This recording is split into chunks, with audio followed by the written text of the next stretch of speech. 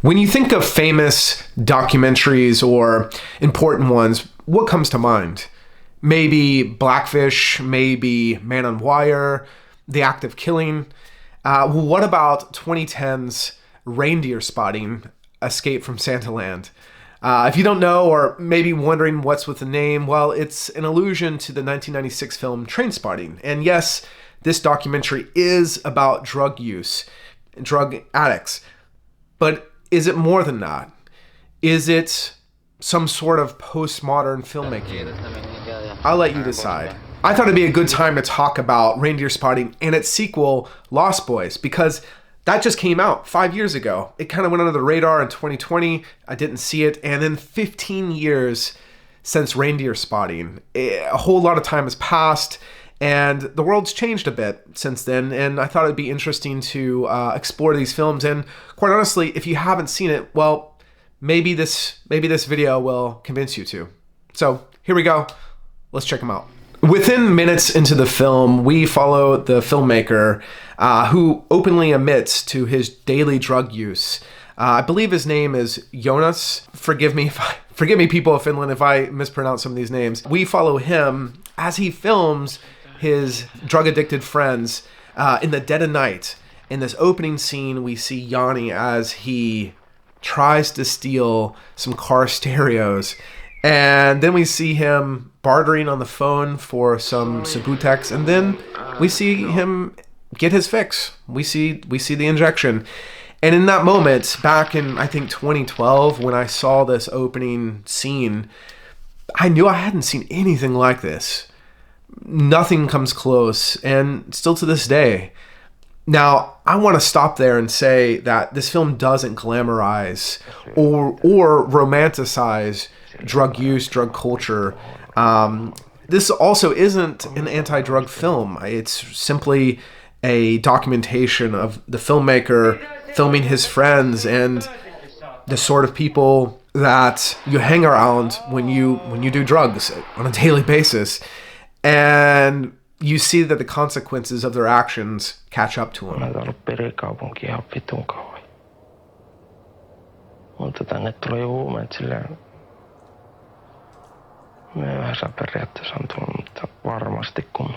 A beautiful part about making films or watching them is you get to go back in time, a time that's captured for us to revisit from time to time. And just here recently, a film that we shot just 2 years ago in a parking lot now has a stack of giant beige overpriced apartments in its place, and we're just left with this little memory we have with the crew. And watching this film, Reindeerspotting, it takes place in the early 2000s. It's a bit of a time capsule. You see a little bit of that Y2K. It was before people had social media and they were glued to their phones. And I have a great deal of empathy for the guys in this film because I knew guys like that in the early 2000s, and some of them are no longer here. And those people I knew were always running from something. And they were always trying to find something that they couldn't quite grasp. And I can't help but think that maybe, like the people in Reindeerspotting, maybe things would have been different if they had more opportunities. Eventually, Jani's decisions, they catch up to him, and he is sentenced to jail. But before he goes, he decides to take a grand, drug-fueled trip across Europe with money that he stole from a grocery store. Watching Jani escape his hometown, I feel conflicted as the viewer. On one hand, I see that he's never been happier. But for the last 40 minutes or so, I've watched him steal and inject drugs into his arms. I see a young man who finally has gotten everything he's ever wanted.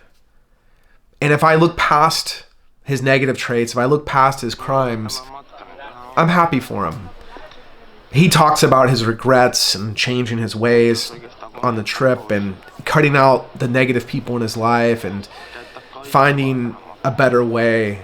As a viewer, I'm also pulling for him. I'm rooting for him to do this, even though you can see that his access to drugs in Europe, in particular in France, just skyrockets. It just ramps up, and it doesn't look like he's able to quit his addiction on the trip. Eventually, the filmmaker and Jani run out of money, and they have to go back to Finland and face reality. This is where things take an interesting twist, and the film Lost Boys from 2020 comes in. The timeline for both films gets a little confusing, but I think it goes like this. Reindeerspotting was filmed in the early 2000s and released in 2010. Lost Boys was filmed in 2010 and a few years beyond that, and then released in 2020 due to the filmmaker going to jail. When Jani is released from jail in 2010, him, Auntie, and the filmmaker take a trip to Bangkok to celebrate. They end up in Cambodia, where the filmmaker has a return ticket and leaves, but the other two stay. And after some time, the filmmaker loses contact with them. Eventually, he gets a call to let him know that Jani is dead. And it's a bit of a mystery on how it happened. If you haven't gone to Bangkok, well, there are many sides to it. There is the standard overhyped, pushed out by influencers, these spots that are just peddling to their Instagram followers. But there's also some really seedy nightlife activities that you can get into. And while I was there in 2017, I witnessed both sides. It is a place that if you go in with an addiction, it's going to amplify it. And while I was there, I kept on hearing these whispers of Cambodia from people, from other travelers and old guys that have just really embraced that lifestyle over there. They kept on saying, "Oh, Thailand has changed. Thailand is not the same. You need to go to Cambodia. Cambodia is old Thailand. It's a place of unlimited access." And quite honestly, that scares the hell out of me. And I can't help but to think that Jani and his friends heard those same words, the same whispers, and chased after it.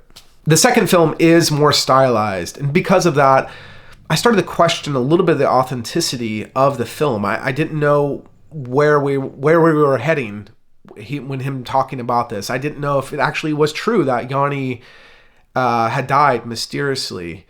It wasn't until after the film was over that you see that it's in memory of Jani, and I was able to find an interview from the director talking about the production of the film, of going over there, and that they did recreate some shots in the jail, and he went over there through several trips to Cambodia to kind of compile this movie. Now, I'm not saying that this style or approach is wrong.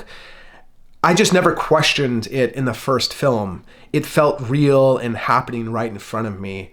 And when the editing is a little polished and there's a sleek sound design, it starts to stray from that documentary feel to it.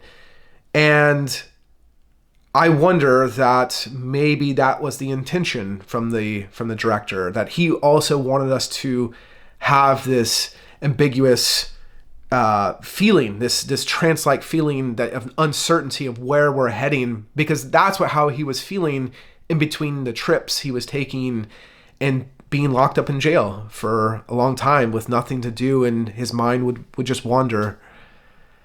I can't imagine what it would feel like to travel to a foreign land and try to interview these shady people and only hearing half-truths about what happened to your friend. Like Reindeerspotting, Lost Boys is unlike anything I've ever seen. I recommend giving it a watch. And I would watch it in order to really appreciate the whole story and ultimately what happens to these people that we follow along from the first film. There's also some pretty good interviews online, them talking about film festivals that they entered and a little bit about the production of it that you can find on YouTube. So where can you watch these films? For Reindeerspotting, it was a little tricky. I searched all the streaming sites and eventually I found it on a website that I will link in the description. For Lost Boys, same story, very difficult to find. However, it is on Apple TV here in the US and on Vimeo for rental. Okay, that's it for this one. Let me know what you think. Have you seen the films and do you like them? Are they drug films or are they something else? Some sort of postmodern filmmaking style that we're just not used to. I can't wait to see what the director does next, and hopefully we don't have to wait another 5 years. Or I don't know, maybe another film will come out this year. Who knows? That was filmed back in 2020. Who knows? But I can't wait to see what he does next, because both films have left an impression on me. Okay, bye for now.